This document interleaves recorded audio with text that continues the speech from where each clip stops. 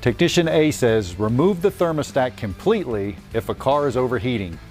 Technician B says, replace the thermostat with a lower temperature rating if the car is overheating. Who is correct? Well, there you go. Technician A, Technician B statement. We're going to break it down to true and false, and we're going to answer this question.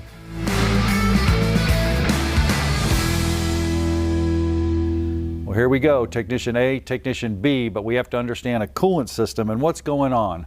You can see here, it's all about that law of thermodynamics. We're taking the heat from in the engine and getting rid of it. But this time we're talking about a thermostat. Now the thermostat's located right there at the top of the engine, and what's happening, it's there for a couple of purposes.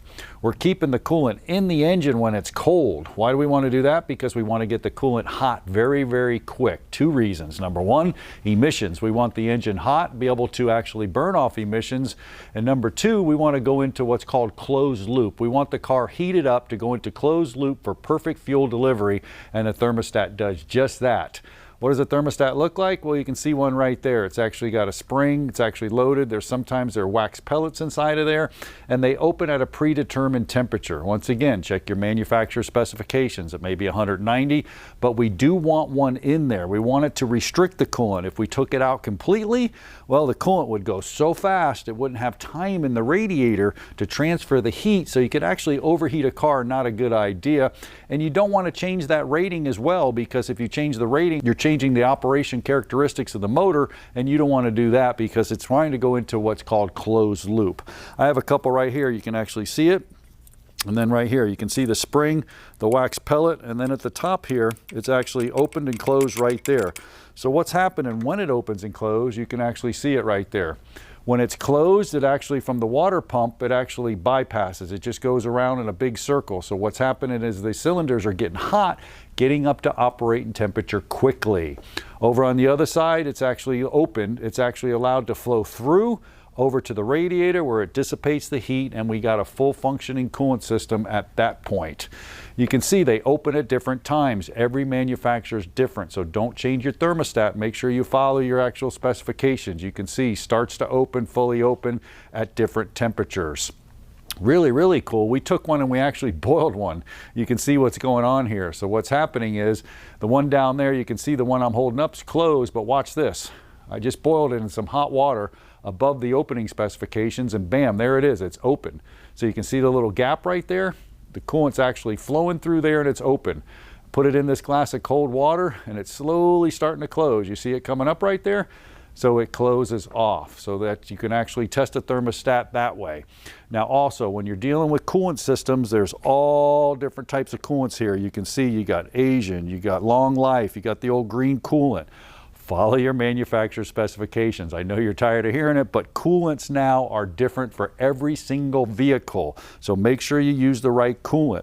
If you're going to check coolant, well, you have a couple of options. You could use a hydrometer right here, and this goes in there and checks the specific gravity of the coolant, or you can use this refractometer right here. What you do is you take that refractometer, put a little bit of coolant on it, take it up to your eye and look at. Well, what are you looking at? Bam, you can see it right there.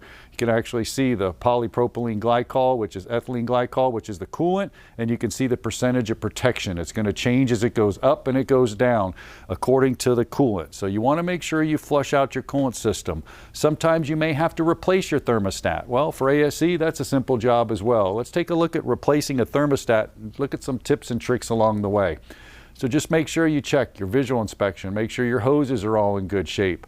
Make sure there's nothing actually all cracking or debris and going on. Then you can take your upper radiator hose off, drain your coolant if it's going to be in a low position where coolant's going to pour out, and then you just pull the housing off. When you pull the housing off, you can see this thermostat's located right there, and it actually has an O-ring built into it. It may have an O-ring built into it, or you may have a gasket. The thermostat facing down in the right position. Get your gasket all cleaned off, put your new O-ring on, and then you can go ahead and replace a thermostat. Why would you want to do it? Anytime an engine's overheating, you need to replace that thermostat.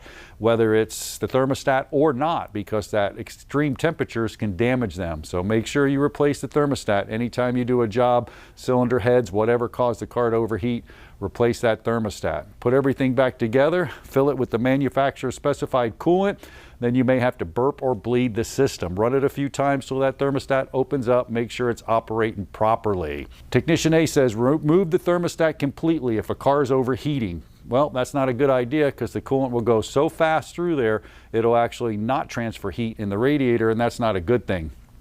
Technician B says replace the thermostat with a lower temperature rating if the car is overheating. Not a good thing either. We want the car to go into closed loop and we want it to run right. So you have to go ahead and maintain the coolant system. Even though this hose looks good, you may have some debris or crud in there like that. Not a good thing. So now you know how to maintain a coolant system, and you're also going to have some help when it comes to that A1 engine repair exam.